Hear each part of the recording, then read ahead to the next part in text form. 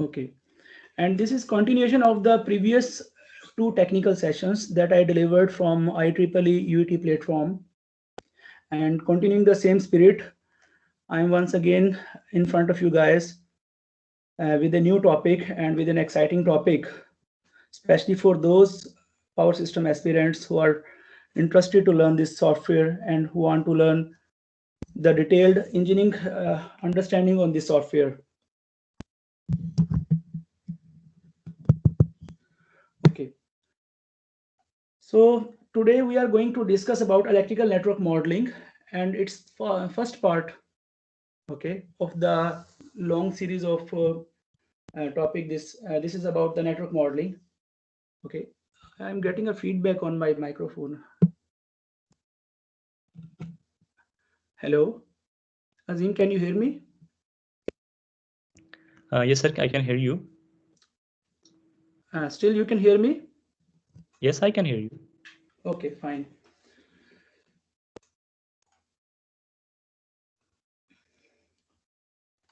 Okay, these are the contents of this presentation. Okay, and I will be discussing on the basic circuit arrangements for a distribution network.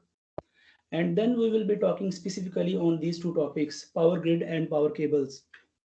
Many of the students who are self-learner, they may feel that these two topics are very easy for them and they already know a lot of information about these two topics, how to handle them.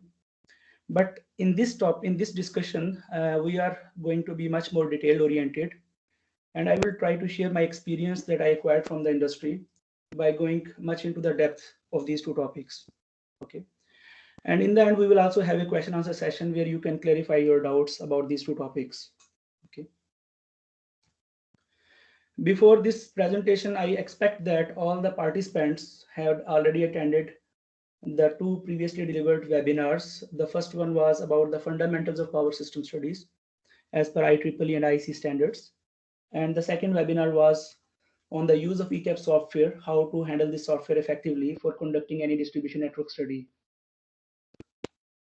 So I hope you would have already gone through these two webinars. If you have not attended these webinars, I strongly encourage you to attend them from my YouTube channel, Waqar Sheikh. So coming to the first topic of our presentation today, basic circuit arrangement for a distribution network. So throughout this discussion, I will try to focus on the practical aspects of the power systems engineer. Okay, without going into the theoretical part, just focusing on the theoretical part, I will try to collaborate the theory with the practical knowledge from the industry. So mostly in the industries, we come across these four type of distribution network circuit arrangements. Okay, and you may be already familiar with these circuit arrangements, but I would just give a recall on these topics as a warm up for this discussion. So the first type of industrial circuit arrangements are radial systems. Okay, this is the most simplest one, and you can imagine it as a inverted tree. Okay, the good thing about this type of industrial configuration is it's least expensive and very simple in operation, and it's very easy to analyze from a power system study perspective. But the drawback of this type of circuit arrangement is it has a single point of failure. As you can clearly see in this network diagram, that if the source of power supply has any problem or any failure, your network will go out of service. Or any problem occur in this transformer, then the continuity of service will be badly affected. Okay, so this is the simplest one, the cheapest one, but also the most unreliable. The second type of system that we come across, the circuit arrangement, is looped system. In my career, I have seen it many times, especially for commercial installations where we have multiple buildings connected with each other. Okay, and also in the industrial facilities. In this type of system, we have ring main units. Okay, as you can see here in these small squares here, these are ring main units which are interconnected with each other as loop in and loop out arrangement. Okay, and the loads, the distribution system is being tabbed from these loops. Okay, so these are ring main units with their outgoing feeders passing through the transformers into the low voltage network. Okay, and this loop can be an open loop system, or it can be a closed loop system. It depends on the type of the source from where we are taking the power. If the source is coming from the same substation, it can be a closed loop network. Okay, but care has to be taken in case of protection of this type of system, because there will be directional flows of short circuit currents and it would not be that much easy. But mostly in the networks, in the industrial networks, we have open loop type of looped systems. Okay, and the good thing about this network, this type of arrangement, is it's reliable. If you have any failure from one side of power supply, you can take the power from the other side. Okay, the third type, okay, here I'm going to give you a practical example for a loop network. Okay, the previous slide was showing you the theoretical concept, but I wanted to show you one of my past project experience where I handled a loop network on ETAP software, and it's going to go to show you how it looks like in actual real world. Okay, so now you can see the single line diagram created from ETAP software, and in this loop arrangement you can see there are two ring main units. Okay, they are connected as loop in loop out arrangement, and there are three ring main units in the second loop. Okay, and they are connected as loop in loop out, and there is a loop open point considered here. Okay, because we have two sources of power coming from two different substations from the grid authority company, so we cannot have a closed loop arrangement in this situation. Okay, so this is one practical example of how the loop network look like.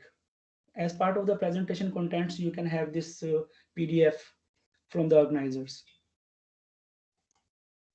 Coming to the third type of system, primary selective system. I have not seen it very frequently in the industrial facilities, but still it is one of the distribution network circuit arrangement. In this case, the primary side of the distribution transformers can have two possibilities for the source of power. As you can see here, each of the transformer can be powered from one of the two sources of power, like primary main breaker 1. It is one substation from SKICO or Saudi Electricity Company or NTDC or LESCO or any of the supply authority company. Okay, and there is another distribution transformer having two sources. There is possibility of two sources of power in this case.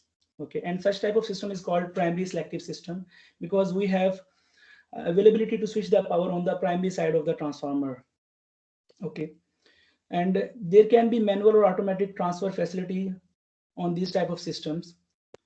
An interesting point about this type of system is when you have suitability to have power from both of the two sources from here, so you can have higher fault currents, high short circuit levels reaching into your network. So accordingly, your system design may change, especially the sizing of these feeder breakers may change, because we can have two sources of short circuit contribution if we are trying to run the two sources in synchronism with each other. Okay, so but it's not that much frequently found in the industrial networks, as I told you. Now we will go into the fourth type of circuit arrangement. In this type of arrangement, each load can be supplied from either one of the transformers. As you can see here, there is a bus coupler between the two low voltage distribution sections. Okay, in case of any outage, we can open the other side breaker. For example, if there is outage on this transformer, we can open this breaker and we can close the bus tie to keep on continuing the network service. Okay, so as a result, we will have redundant source of supply in this case. These type of systems are secondary selective system. Okay, and they are very reliable. So I can ask you a question, that any practical example you can demonstrate for this topic. So the answer is, most of the low voltage and medium voltage industrial installations, commercial or residential or industrial, mostly commercial and industrial, they are based on secondary selective system arrangement. Okay, so it can be your assignment to search more about this type of circuit arrangement and to see some real life examples of secondary selective systems. There are many other arrangements also possible as regards to the topic of basic circuit arrangements, and I have included some of the useful contents from different manufacturers like Eaton, Schneider Electric, and Siemens in my today's presentation, which you can go through to have better understanding of this topic. Now we will go to the main topic of our today's presentation. It is about network modeling. Okay, so we will be focusing on power grids and the power cables. Again, as I told you, the topic of network modeling is very detailed. So it is not possible to cover this topic in 1 hour or 90-minute session. So I have to split it up into multiple sessions that will come in future, one after the other, where we will be able to focus on the other network components. But still, these two topics are sufficient enough for us to have a quite in-depth understanding of network modeling for these two topics. And you will really feel a difference by the end of this discussion. Okay. So now first thing about the network modeling is it's applicable to any component, whether it's a power cable or induction machine, or it can be a power grid or cables, anything which is part of the electrical distribution network. This is the golden rule that you must keep in your mind. For modeling any type of electrical equipment, if you are familiar with the type of study that you want to conduct, okay, it will be very easy for you to decide what inputs you have to give to that particular component. Okay, like it's very important that before going into the modeling of an electrical network, you shall have a very good theoretical background about the different type of power system studies. As I told in my first webinar, which was about the introduction to power system studies, I told that it's not about the software, because software is just like a black box. If you give the correct inputs, it will give you the correct outputs. It's more about how the engine of the software works.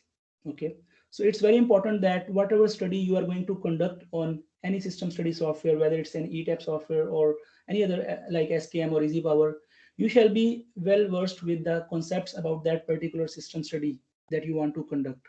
We will see how this rule is going to be applied for network modeling of power grids and power cables. Okay. Now, first topic is about power grid. Mostly you guys who have already worked on ETAP or who are trying to use ETAP software, they would have seen this symbol as power grid. Okay, and for them it's the simplest symbol among all the other elements in ETAP software. But I want to go much deeper into this symbol so that you can have a practical understanding about power grid, which is very important being a power system engineer.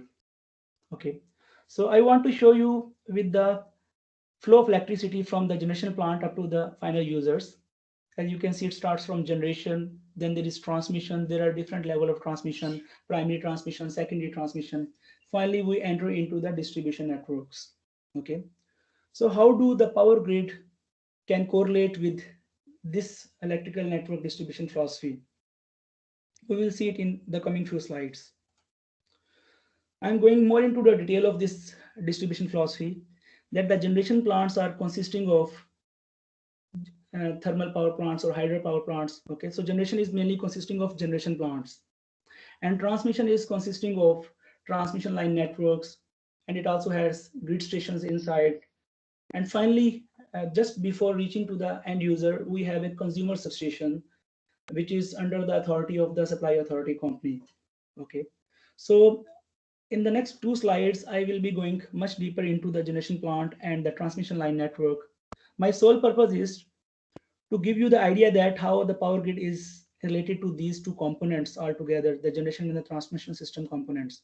Okay, so if we see a generation plant, I have considered one of the generation plant single line diagram for the sake of this discussion. So you can get an idea that a generation plant is not simply one generator, but in fact it comprises of multiple number of generators running together. This is single line diagram of a generation plant.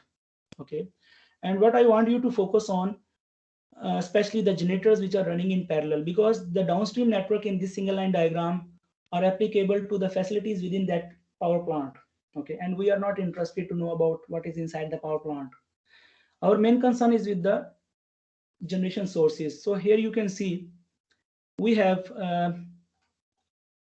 multiple generators running in parallel. Okay, GT1 and GT2, and these generators are essentially at 18 kV. Okay, they are generating the supply at 18 kV, and they are stepping up into 380 kV transmission line network. They are injecting the power into 380 kV transmission line network.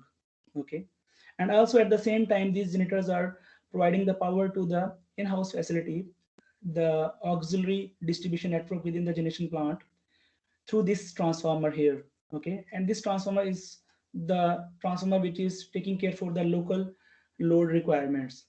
Okay, so this is a typical single line diagram of a generation plant, which can tell you that there are so many components inside a generation plant. Okay, you can study more in detail as part of the training contents, but my purpose is not to explain more in detail about this generation plant, but I want to just give you an idea that how the generation plants look like with respect to electrical network interconnection. Okay, there are multiple generators, synchronous generators running in parallel, and finally they are injecting the power into the high voltage transmission lines by stepping up the voltage level.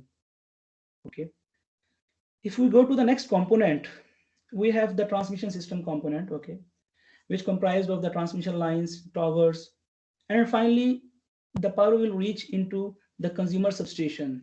Okay, this is the front line from where the end users or the consumers, industrial, commercial, or residential, they will take the power from the consumer substation. For sake of your interest, I have also brought another single line diagram for a consumer substation, where you can see that the power supply coming from the transmission line network, for example, 132 kV GIS, gas insulated switchgear, it is taking the power from the transmission line network. And then by stepping it down to 13.8 kV, you can find here there are feeders, dedicated feeders going to the dedicated consumers. So this is the point from where the power to an industry or any residential or commercial facility is coming from. Okay, so it means a consumer substation can be the interface from where we can take the power into the final distribution equipments, okay, which are industrial, commercial, or residential users. So I hope you have got a better idea about the generation of power from the generation plants and then passing it through the transmission line networks, finally reaching up to the consumer substation. Now my question is, when I say power grid, do I mean to say that I have to model everything starting from the components which were shown in the generation plant and then showing all the transmission line network up to the consumer substation? Does it work like this? Well, if the network I'm going to assess is related to the generation plant, in that case, I definitely need to model everything inside which has been shown in the generation plant single line diagram. But for a distribution network, where we are just utilizing the power from a supply authority company, we are not required to model each and every component of the generation plant or the transmission line network. Okay, so then the question is, what does actually power grid requiring from us to input into the software? Okay, so basically the purpose of power grid is to take into consideration effect of power grid on the design of distribution system. What I mean to say, we really not need to worry about what are the components inside the power grid, which can be generation and transmission line system as a whole, but we are interested to see what are the impacting parameters of the power grid when we are going to design our distribution network. So that is the key takeaway about this topic on the theoretical concept of power grid, that we are not modeling the complete generation or transmission line network as part of the power grid modeling, but we are only focusing on those specific parameters which are important for us to take into consider the effect of the power grid onto the distribution network. I hope I would have conveyed you the concept about the power grid. Now, if you see the software, any software, whether it's ETAP software or any other power system software, a typical power grid can have these type of input requirements. Okay. Now the point which is confusing to most of the users, especially those who are going to be so much detail oriented, they will see that even for modeling a single power grid, they have to have 8 input tabs. Okay, so there is a lot of information required for modeling of this power grid. So especially for those students who are very much detail oriented, they don't want to miss anything in their work. Okay, those who are just trying to learn the ETAP software as part of fun and just for sake of knowing about the software, they would have seen in the YouTube videos that okay, these small inputs are required and they are done with the modeling of power grid. The purpose of this discussion is to get you the right sense what inputs are exactly required for modeling a power grid. Okay, so now I will come back to the golden rule that I told you in the beginning, that whenever you are modeling any component in the network, ask yourself what type of study you are going to conduct. Am I going to conduct load flow study, or Am I going to conduct load flow and short circuit study, or do I have to also take care about the harmonic analysis of the network?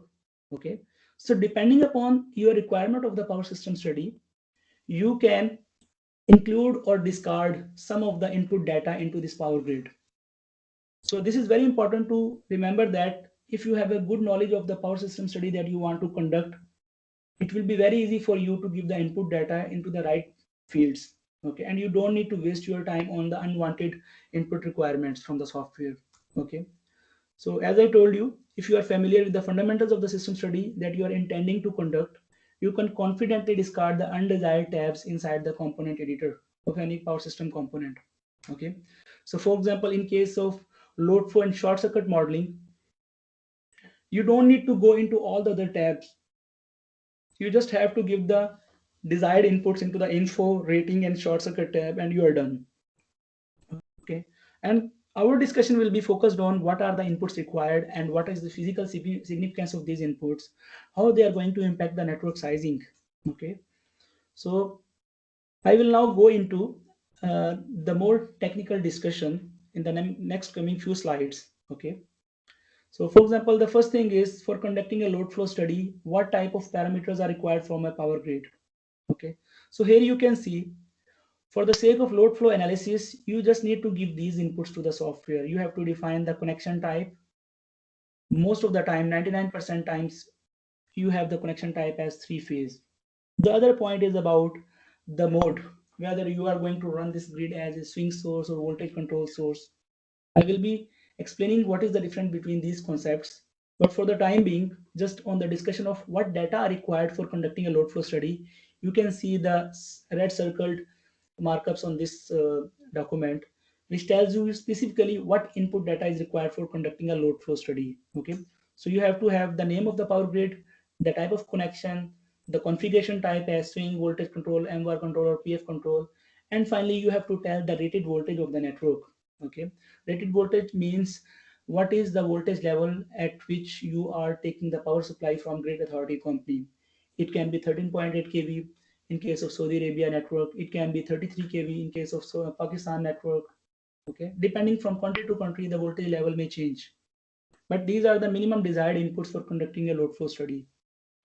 So if we go with the similar approach for a short circuit study requirements for a power grid modeling, you will see here that for conducting a short circuit study, you need minimum of these inputs.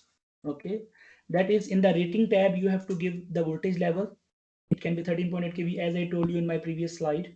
Okay, so basically this parameter, the voltage level, is common to load flow and short circuit study together.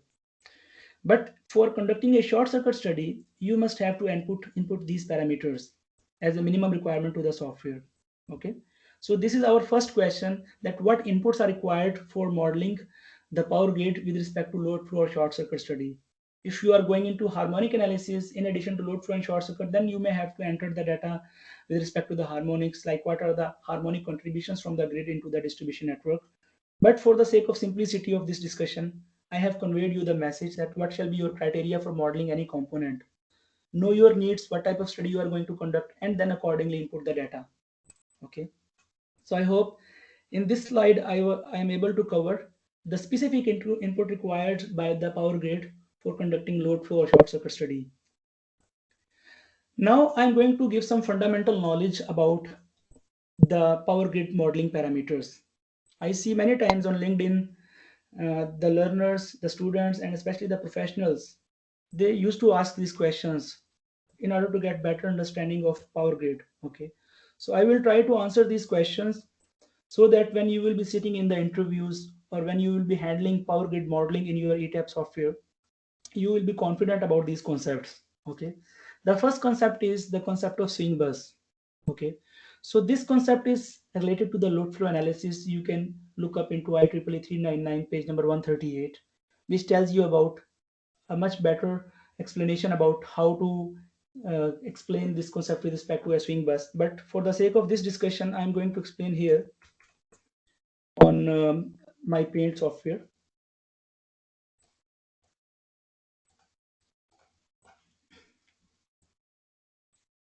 Okay, when we have a power grid, it's essentially called as a swing bus. Okay. What is swing bus? Swing bus is something which can maintain a constant voltage and constant voltage angle, constant voltage magnitude and constant voltage angle. Okay. It can be considered also as an infinite source of power. Okay. Sometimes it is also referred as slack bus. Sometimes it is also referred as infinite power bus or reference bus. Basically, this is the bus which is mandatory for conducting any kind of load flow solution. Okay. This is the requirement of the procedure which is developed by the load flow. Uh, those people who develop the method of load flow analysis, they require the swing bus to be modeled in the network. At least one swing bus should be there to model the network from a load flow study perspective. If you do not have a swing bus in the network, your network will not be energized. Okay. And the basic idea behind the swing bus is you have constant voltage and constant voltage magnitude and constant voltage angle always staying at the swing bus. Okay. For any utility source to be modeled in ETAP software, IEEE 399 tells you that you need to consider it as a swing bus. This is the clause from the standard. Okay, but from a theoretical perspective, you need to remember that this swing bus is going to energize the network. It will compensate for the active and reactive power losses in the network. It will act as a bulk source of supply for your distribution network. So you have to keep the power grid bus as swing bus in your network modeling. Okay. If you have a generation facility, multiple number of generators running in parallel, you can declare one of the biggest generator as swing bus and you can keep the remaining generators as voltage control. The discussion of voltage control is more specific related to the generators, which is not the topic of today's discussion. So I'm not going into that detail, but for the sake of swing bus understanding, you must remember that swing bus is something which will maintain a constant voltage and constant voltage angle. Okay, at the point where the swing bus is defined. Now I'm going to the second question about the short circuit power, which is related to the power grid. Okay, you might have seen in the ETAP software that whenever you open the power grid editor, you will have the requirements to input these parameters, short circuit power and the X by R ratios. What is the physical significance and what is actually this all about? For this purpose, I have brought a very simple technical notes from Schneider Electric company that can help you to understand this concept very easily.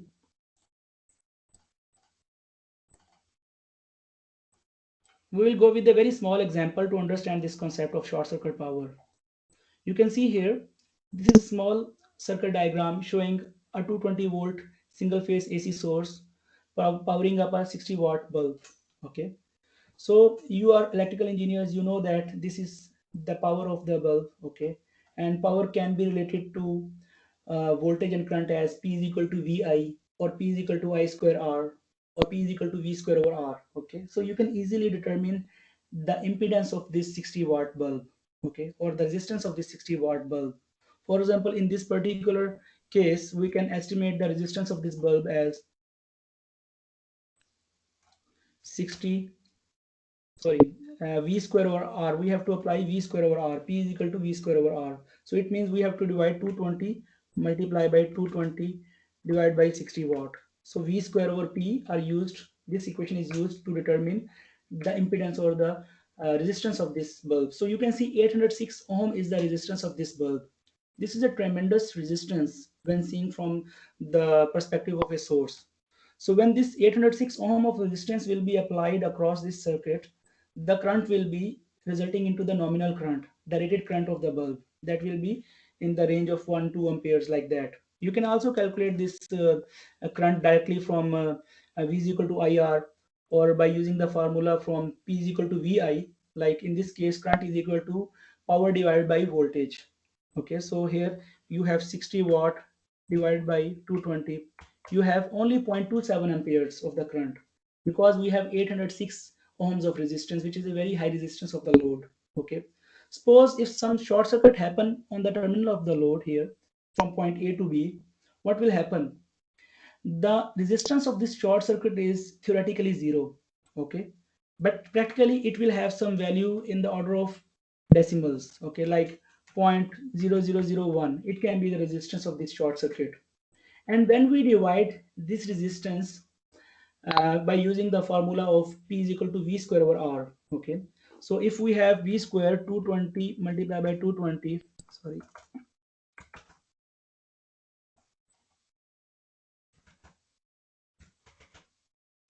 divided by 0.0001. This is the short circuit impedance. We have a huge amount of power which is flowing from the source into the load. You can imagine that the rated power of the bulb is 60 watt, but because of this short circuit condition, a huge amount of power is transferring from the source to the load. So this is the basic idea about what is the short circuit actually.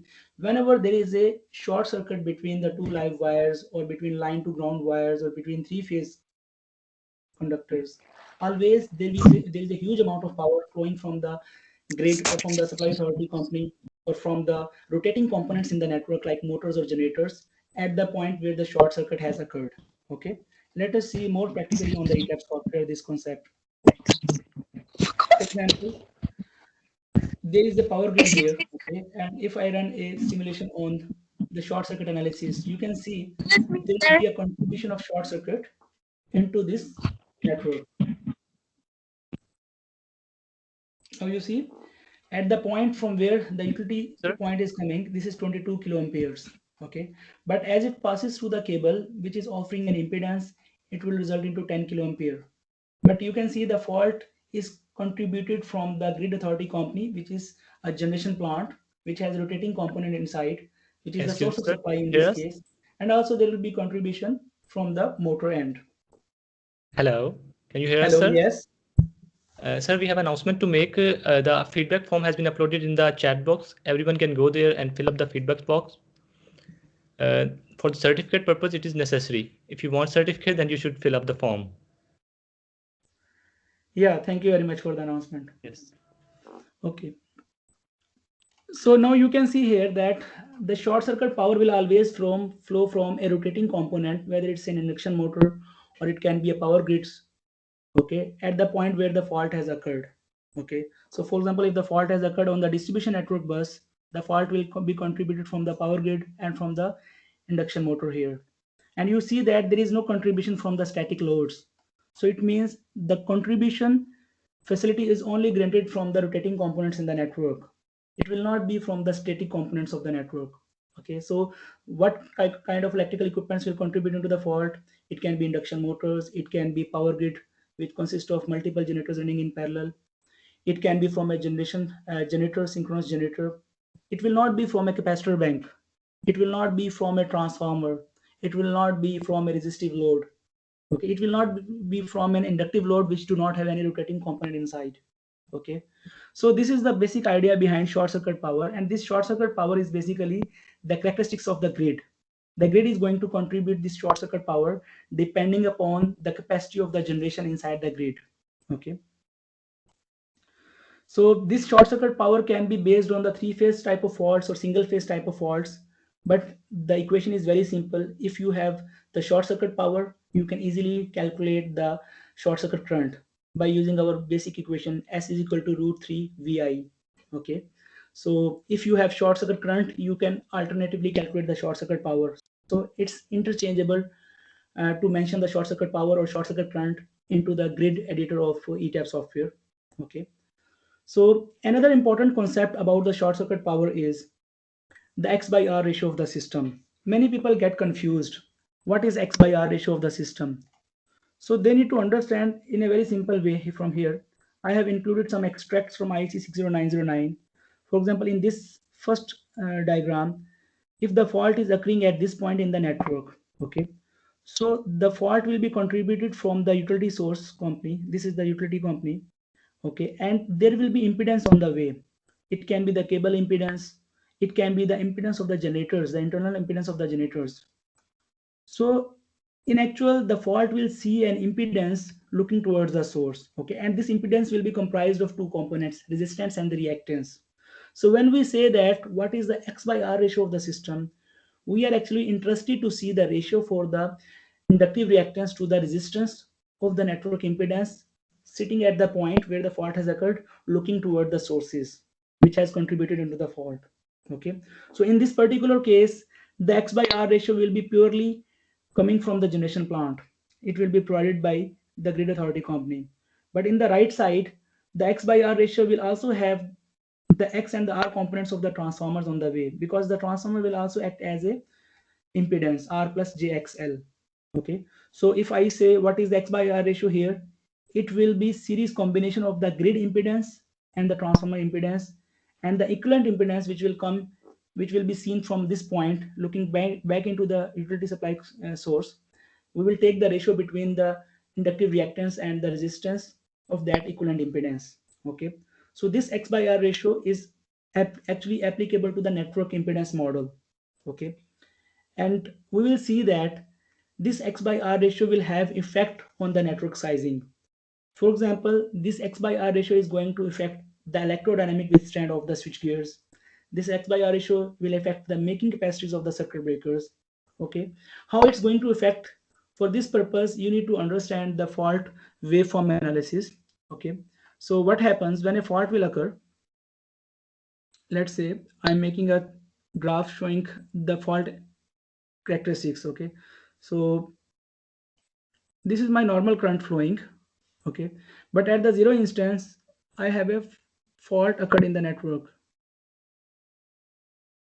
like this. Okay, so this fault current will have two components inside. Okay, the first component inside will be the AC component inside, okay, which is shown as blue colored, and the other component will have a DC component.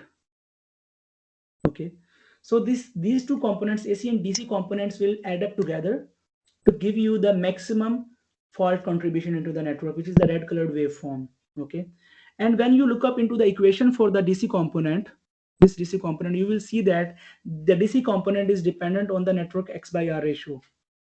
Okay, so what will happen if you have a higher X by R ratio of the system, your DC component will be higher, and when we superimpose the DC component on the AC component, the blue colored component, our total waveform will have a higher peak. The red colored waveform will have a higher and higher peak because of the high X by R ratio. So it means that the X by R ratio is actually affecting the network peak current. Okay, and when the network short circuit peak current is high, it will affect the electrodynamic withstand capabilities of the switchgear and the making capacities of the breakers. Okay, so it's very important that the X by R ratio should be as correct as possible.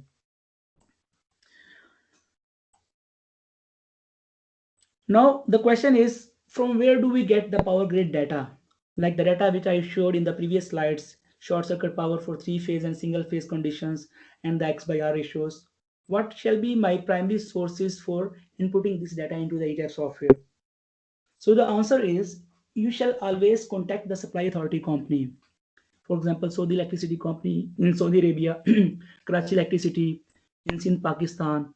If you are in Lahore, then it shall be obtained from LESCO, Lahore Electric Supply Company. They are obliged to provide you this data. Okay, as a power systems engineer, you shall be confident enough to ask this information from the grid authority company. Okay, let us see an example. When they will give you this data, how this data will look like. Okay, so I have taken one sample example from my past projects where the grid authority company has given me the data like this. Okay, so if I want to correlate this data with my ETAP modeling, I would like to place them side by side and show you how we can input this data into the ETAP model.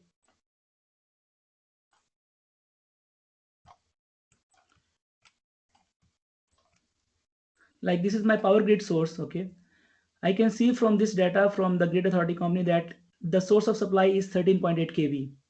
So this input 13.8 kV is fulfilling my load flow as well as short circuit requirement in my editor. Okay, so you can see here in the rating tab, I have to fill up 13.8 kV as my supply source voltage level. Okay, and I am done. Then the remaining inputs which you can see here, three-phase MVA and single-phase MVA, these are the inputs to be given into the short circuit tab. And as I told you, this information shall come from the supply authority company. For example, in this particular case, I should give this value as 406.65 as my short circuit MVA.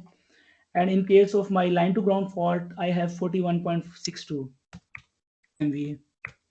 Okay, so I can either give this value as short circuit power, or either I can give this value as short circuit current.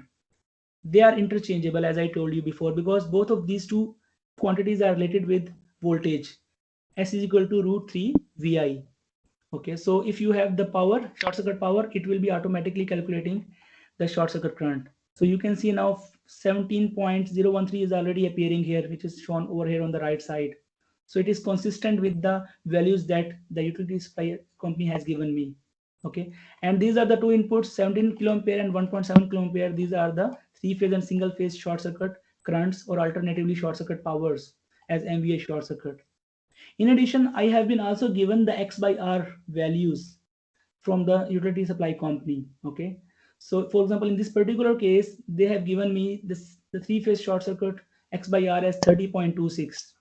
Okay, so I am inputting here as 30.26, whereas my zero sequence or single phase X by R ratio is given as 0.02794.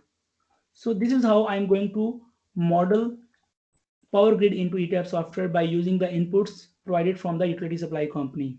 Okay, this is one sample example where you can see the data has been given from the supply authority company. Sometimes they also provide you the cable data between the supply authority company and the consumer, the industrial facility or the commercial facility from where you are utilizing the power. Okay, if they do not give you this information about the cable between the power grid or the consumer substation of the supply authority company and the consumer and the distribution network, you must ask them. Okay, because this cable play a very important role in limiting the short circuit contributions from the grid authority company. For example, you can see here in this particular example, I have shown a power cable here. Okay, and this power cable is essentially the cable which is connecting the utility with the distribution network.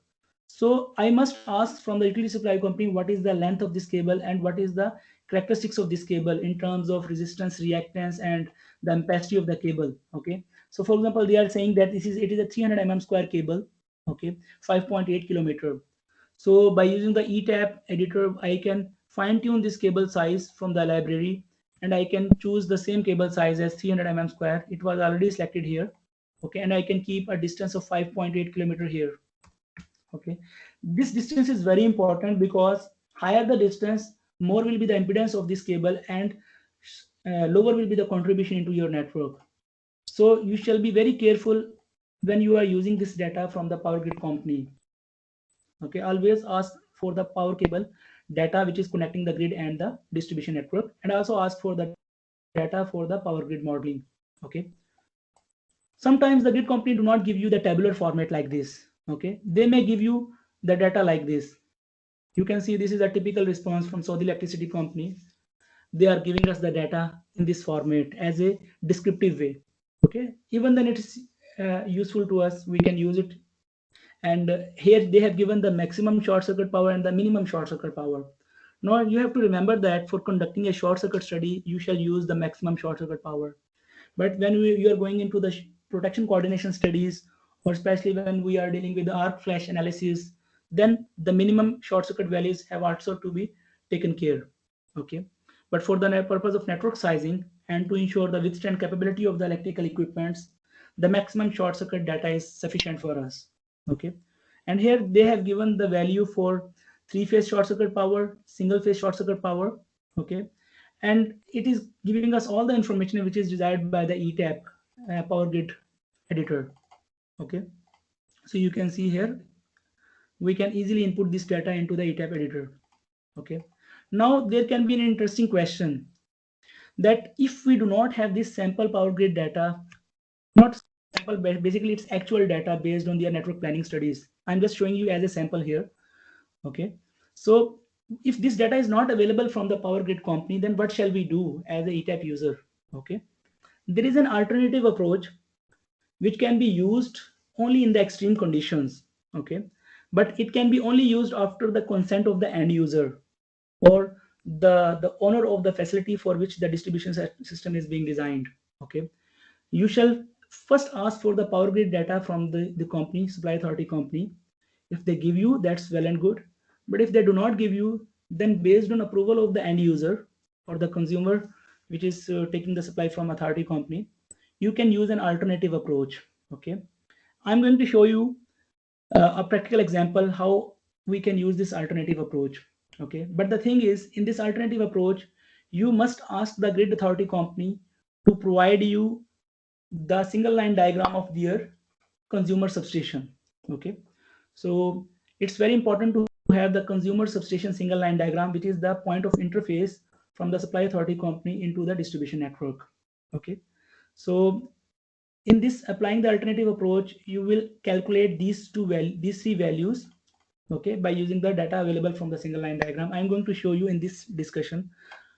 I'm opening this consumer substation single line diagram, for example here. Okay, so this is the consumer substation single line diagram from the grid authority company, and I can indicate my two feeders which are going into the distribution network, my industrial facility or commercial facility. Okay, and in this feeder, I need to locate the source transformer, which is the main source of supply into this network.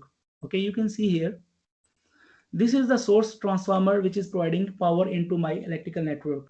Okay, and this is not one transformer. There are three transformers like this, and they are shown over here in this diagram. So you can see there is one transformer here, and the other transformer in the middle of the diagram, and the third transformer on the right side. Okay, so first thing is we need to approximately calculate the three-phase short circuit current which can be injected after the power supply pass through this transformer into the 13.8 kV network. Okay, so we can use the method of peak let through current. Okay, the let through short circuit current through the transformer. In this method, what we can use, we just need to simply calculate the secondary side full load ampere of this transformer. Okay, for example, in this case 50 MVA is the transformer in its own load oil natural air natural condition, and it has a short circuit impedance of 22%.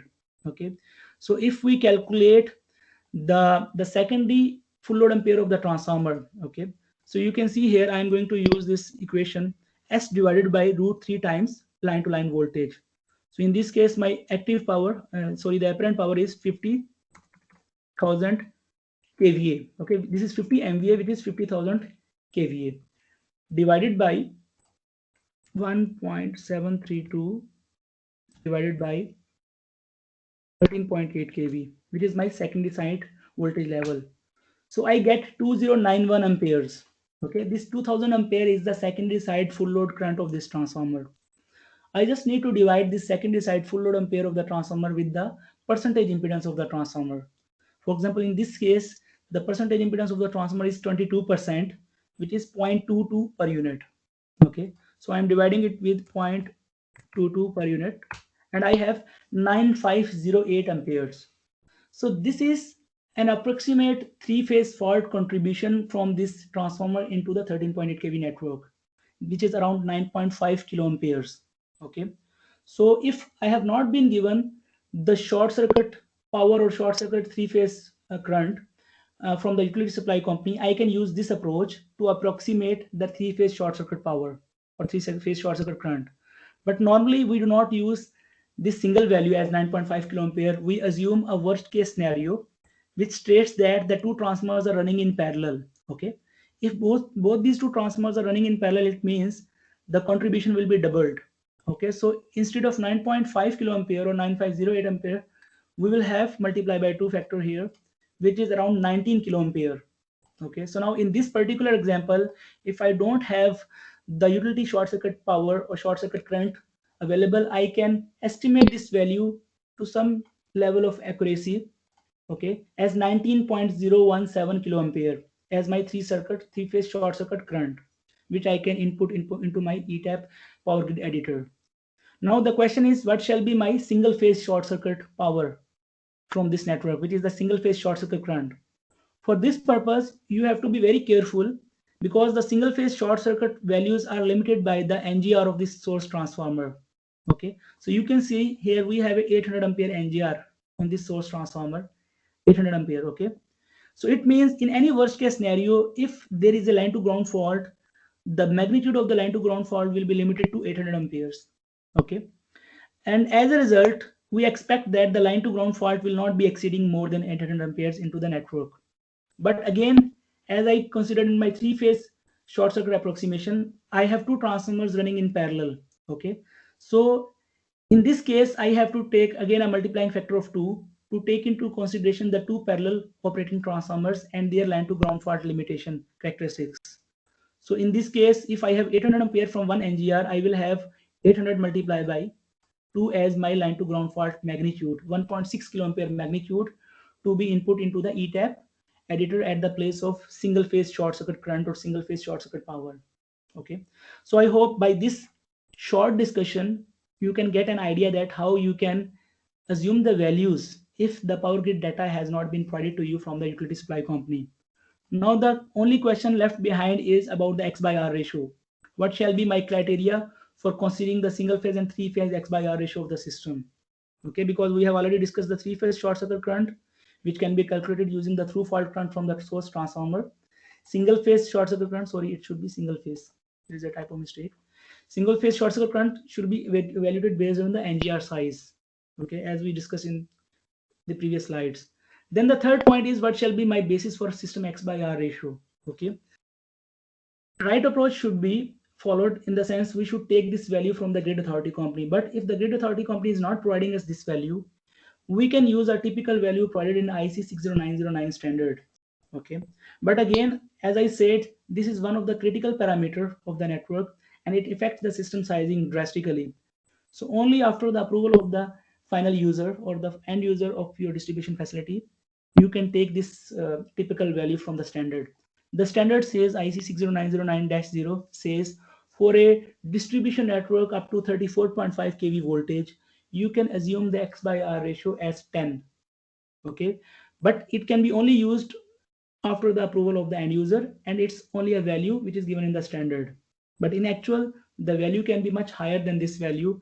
And being a power systems engineer, you shall not directly take this value as your first option. Okay. So you can see here that do not use this alternative method approach as your go by inputs. Like I have explained you one alternative approach, how to handle the inputs into the power grid in the absence of the grid data, but you shall not use it as your habit. Always ask the grid authority company to provide you the right parameters so that you will be able to size the network properly. And if you are using these go by inputs, which I told you, or the approximate method directly as your first option, then there are chances that your engineering design can be at risk, especially when your distribution facility is very close to the generation plant. There is expected X by R ratio to be very high as compared to the X by R ratio proposed by IEC standard. So you cannot fulfill the criteria for the short circuit withstand capability of the equipments. Okay, so never go for this alternative approach as your first option. Always ask the power grid company to provide you the three phase single phase short circuit powers and the X by R ratios. Okay, now I'm going to the next topic of our discussion, which is the power cables. For the modeling of the power cables, it's very simple to see in ETAP software. Okay, you just have three tabs. Okay, when we look up into the editor, we will find 13 tabs into the power cable editor. Again, those students who are too much detail oriented, they will get confused. Do I need to enter all these inputs into the ETAP software, or there are some specific inputs? So again, I would like to recall here the rule that I told you in the beginning. Whatever study you are going to conduct, you should be knowing about your system study. Okay, if you have a very good idea about the type of system study you are conducting, you really don't need to get confused on these inputs. Okay, for example, if you are going to conduct a load flow, short circuit, or protection coordination study, you will necessarily need only these three or four inputs from the ETAP software. In fact, you even don't need the physical tab. You need to input the info, impedance, and the protection tab of the ETAP editor for the cables. Okay, there is a very important concept that I want to explain you in the next slide, that what is the industry practice for sizing of power cables. Okay, sometimes students feel that ETAP software is used for sizing the power cables, which is not the case actually. In our practical experience of the industry, we are relying on the manual cable sizing calculation sheets for sizing the power cables. Okay, it means that ETAP software is not going to use as our first tool for sizing the power cables, but it will be used as a verification of the power cable which you have already sized by using your manual method. Okay, there are international standards, IEC, British standard, and NEC codebook, which tells you and explains you the criteria for sizing the power cables. Okay, and as an industry professional, I have seen even the most elite client like Saudi Aramco, they even do not rely on the sizing done by the ETAP software, because there are factors which are oversizing the cable conductors, and it ultimately leads into the cost of the project. Okay, so for sizing of the power cables, the industry practice is to size the power cables manually, and then use that manually calculated power cable size into the ETAP software, and ETAP software will make a double check on your sized power cable. Okay, so for the sake of student interest, I have also shared a self-paced course on sizing of power cables. Okay, because of the shortage of this time, I may not be able to go into the details of this power cable sizing presentation. Okay, but I encourage all of you to go through this presentation and learn this skill, which is one of the most important skill for a design engineer. Any new entry level design engineer in the industry is required to learn this skill, that how they have to size the low voltage and medium voltage power cables as per international standards. Okay, so for example, in this presentation, I was intending to deliver you this short presentation on the low voltage medium voltage power cable sizing, and it's a very good and detailed presentation. Even it can be learned by any self learner by going through these contents. Okay, it will give you all the basis and all the criteria for sizing a cable. Basically, sizing a cable comprises of three checks. You have to check the ampacity of the cable, you have to check the voltage drop, and you have to check the short circuit withstand capability of the cable. And once you turn these three gears in a way that you are reaching an optimal size of the cable, that will be your cable for that particular application. It can be a motor application, it can be transformer feeder, it can be a generator feeder, but in the end these three checks are important for sizing the power cable. And this short presentation is for self learners to go into this presentation and learn the criteria of cable sizing and understand this cable sizing technique. Okay, by the end of this discussion or this presentation, you will be very much confident in handling any power cable sizing calculation. Okay, for maintaining your interest into this skill, power cable sizing skill, I have also included excel based excel sizing tools in my in this presentation contents. I wanted to show you here. You can see there is excel sheet. After you go through this presentation of cable sizing, then you can easily use this tool to size the power cables manually. When I say manual cable sizing calculation, it doesn't mean that you are taking the calculator in your hand and you are doing the calculations by your hand. Normally in the industry, the cable sizing calculations are done by using Excel sheets. Okay, I developed this Excel sheet maybe 8 years back, but it can be a very good starting point for you to do some reverse engineering on this Excel sheet and understand how the cable sizing presentation and the concept have been applied in this Excel tool. In the end, what you will get the size of the cable for that particular application, taking into consideration the ampacity of the cable, the voltage drop across the cable, and the short circuit withstand capability of the cable. Okay, now coming back to my main presentation, it means that in the industry we are not sizing the cable using the ETAP software. We are sizing the cables using manual calculation method, using the concepts given in the international standards. Then where does the ETAP role comes? Okay, the ETAP role will come. Now here you can see I have also shown you that these Excel sheets are going to make your life easy. If you know the concept how to handle the cable sizing calculations, you can develop your own sheets and you can easily size a cable for your given application. Okay, so a one line summary for the power cable modeling in ETAP is you always size the cable using your manual calculation method, and the result of that calculation will be input into the ETAP software.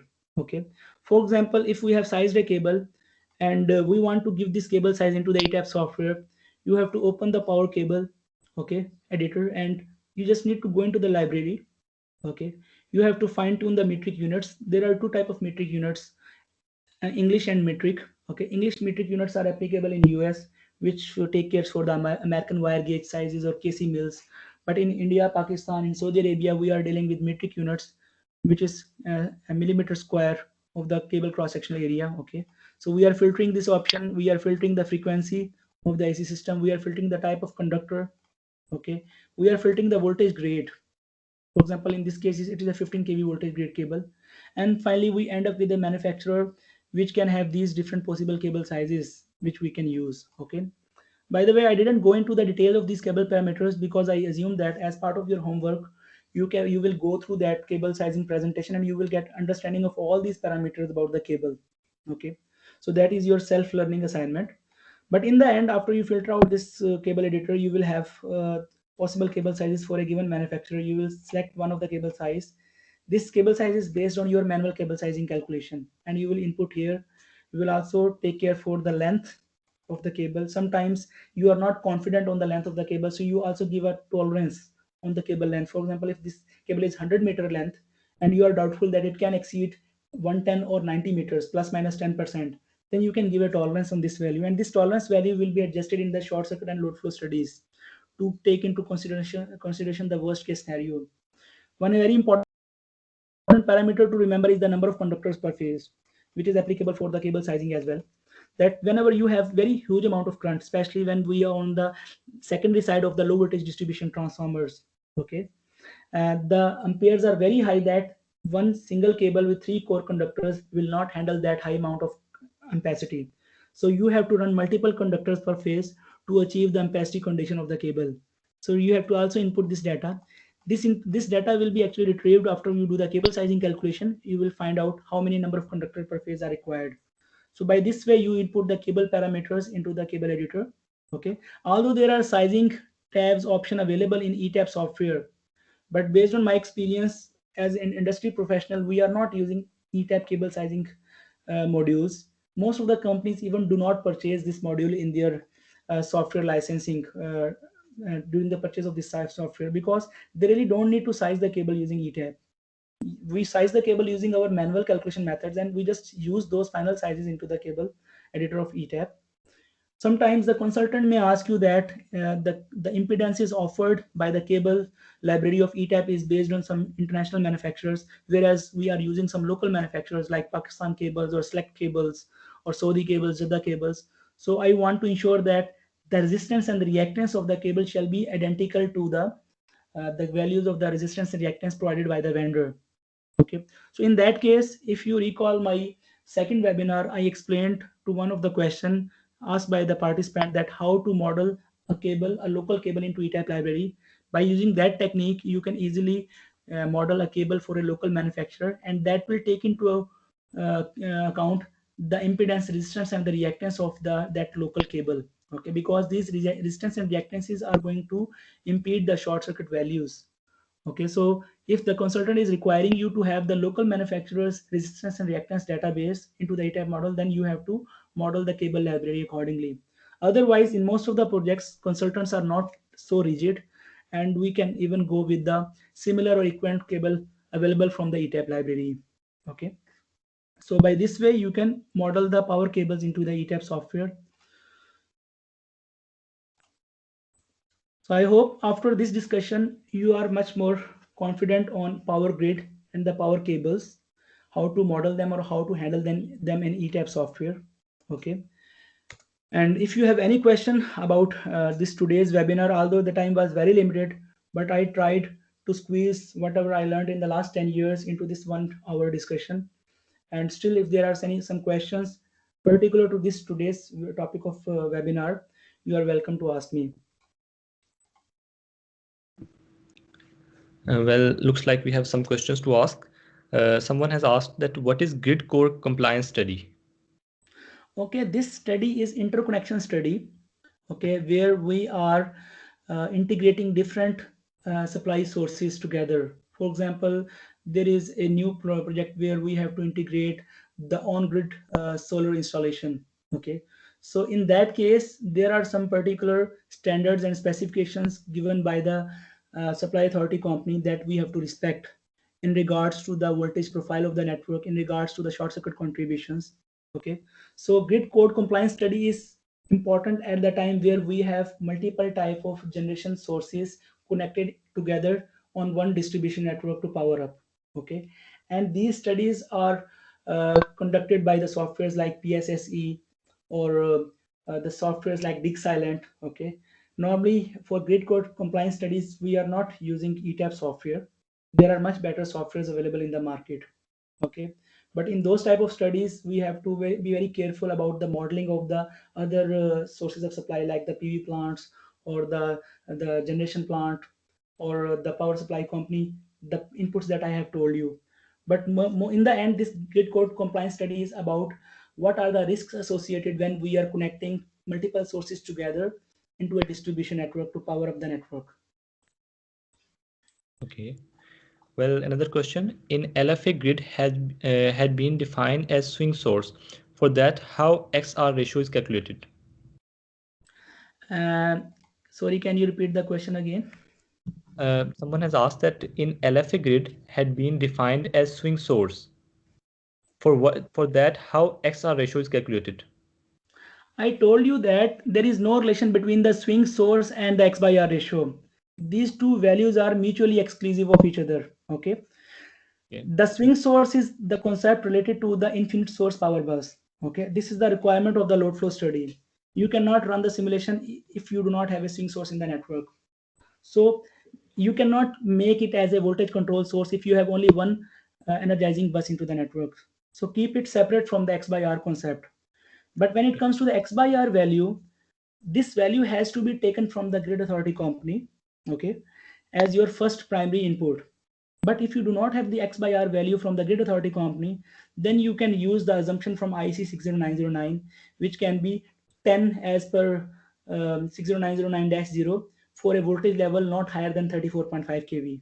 Okay, so even if you have swing source here, the X by R ratio has nothing to do with the swing source. It's based on the network X to R ratio. Like if we uh, are sitting at this point in the network, this distribution network, okay, and we are looking towards the source, and we calculate the equivalent impedance of the network as the grid impedance, the cable impedance, we will finally end up with an equivalent impedance R plus JXL.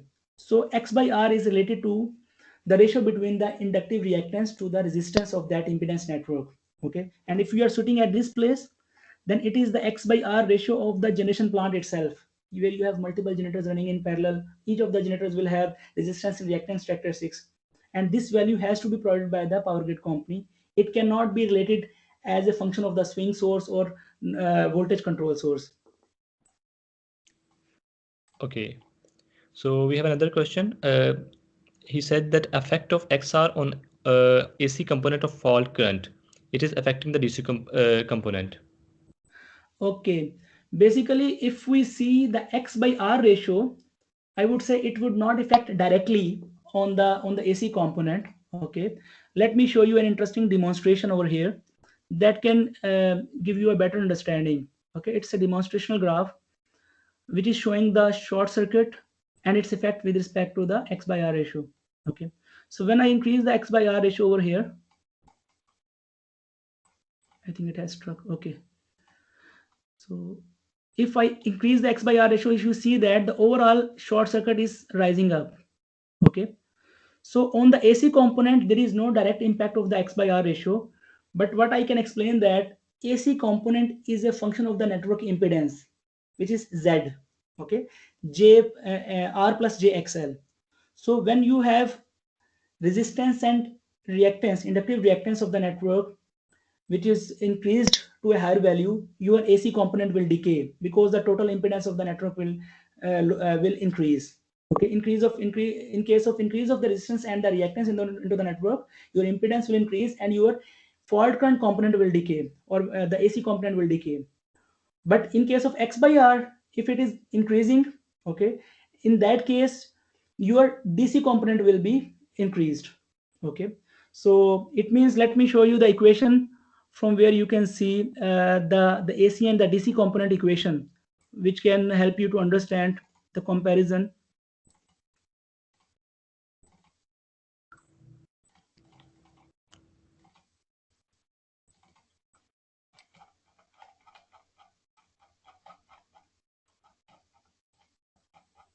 Okay, now you can see this equation. Okay, so this is the AC component in this slide. Okay, and this is the DC component. So you can see there here that the AC component is dependent on the impedance of the network. It's not dependent on the X to R ratio. It's dependent on R plus JXL.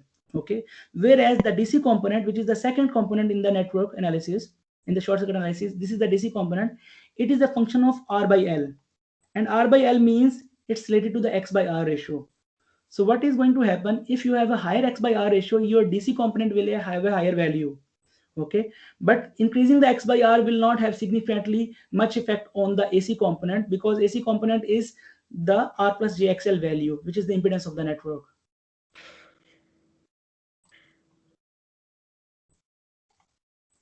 Okay.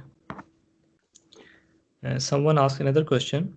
Is there any technique in ETAP software to find the optimal location of SVC, just like optimal capacitor placement for capacitor bank? Now this question is out of the context of this discussion. So Azim, we already discussed on this point that we will be staying on to the topic of our presentation. So we Okay. apologize for not being No, able to answer this question on this someone presentation. asked, so I thought that we should entertain. Okay, Yeah. let me go to another question. He said that he asked that in real-time distance protection fails without BT, but in ETAP it works perfectly. How it is possible? Again, this is the question out of the context of network modeling. So we will Okay. not entertain the questions which are not part of this today's webinar. Okay. So there's a last question. Which mode has better load sharing capabilities, isochronous or drop mode? Okay, now this is more about the generation facility. First thing is you need to understand what is isochronous or what is droop mode. Okay, this is a purely concept related to the generation plant where we have multiple generators running in parallel. Okay, so whenever we have isochronous mode, okay, what will happen in case of isochronous mode? In isochronous mode, we will have a constant voltage maintained at the generation source. Okay, and the other parameter, which will be the frequency of the generation source will be constantly maintained in case of isochronous mode. Okay, when we go into the droop mode, okay, the generation or the generator which we are focusing on as droop mode, it will maintain its voltage magnitude and it will maintain its active power. Okay, so for the purpose of better load sharing, we have multiple generators in ETAP software. ETAP software, in order to have a equal load sharing, you shall keep all the generators as isochronous mode. Okay, and isochronous mode can be achieved by keeping the generator as swing source. Okay, if you have a swing source generator modeled as swing source, your generator will act as a isochronous source. Okay, and if your generator is modeled as voltage control source, it will act as droop characteristics. Okay, so for equal load sharing of the multiple generators running in parallel, my suggestion is to keep all the generators in isochronous mode. Secondly, if we keep the droop mode selected, then in ETAP software, I have seen some inconsistencies when we have different cable lengths from the generation into the distribution network. So it will not give you consistent results for the same capacity of the generators, like 5 generators with the same capacity and with the same droop set point.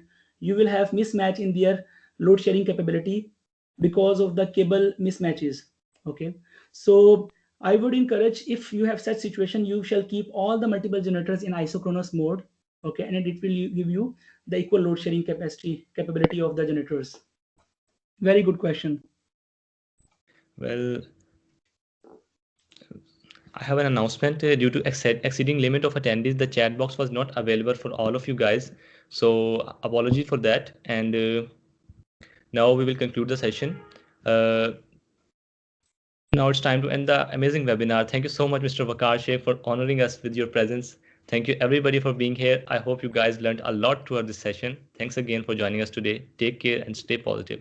Allah Yeah, Hafiz. lastly, I wanted to request Azim that students who have not taken the previously two delivered webinars, they can Okay, check this YouTube channel, okay, and they can attend these two webinars, which will be very much useful to them if they are interested to seriously work in power system studies field. Okay, sure. and this recording I will also upload in the coming days, recording of this webinar into this channel, and to extend their support, if they like this presentation and this webinar and the contents of this presentation, as a token of moral support, they can subscribe the channel as well.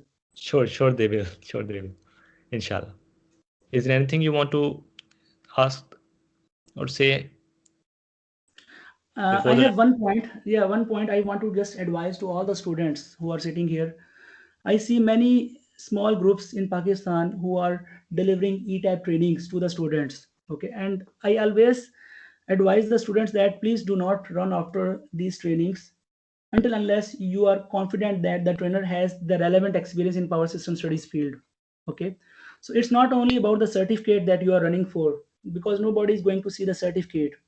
The important thing is the trainer shall have sufficient number of experience in the power system studies field, and he should have the practical know-how about this field. Okay, so if you are just running after the certificate, you will get the certificate, but in the industry you will not be a successful power system engineer. Okay, so if you are a self learner, you are dedicated time to learn the applicable power system study standards, it will give you a much better understanding of this subject, instead of running into these short courses or short trainings, or taking the shortcuts to learn these type of skills. Well, thank you so much, Mr. Waqar, for honoring us today. And now we will conclude the session here. Thank you again for joining us today, and Allah Hafiz. Allah Hafiz. Goodbye everyone, stay safe.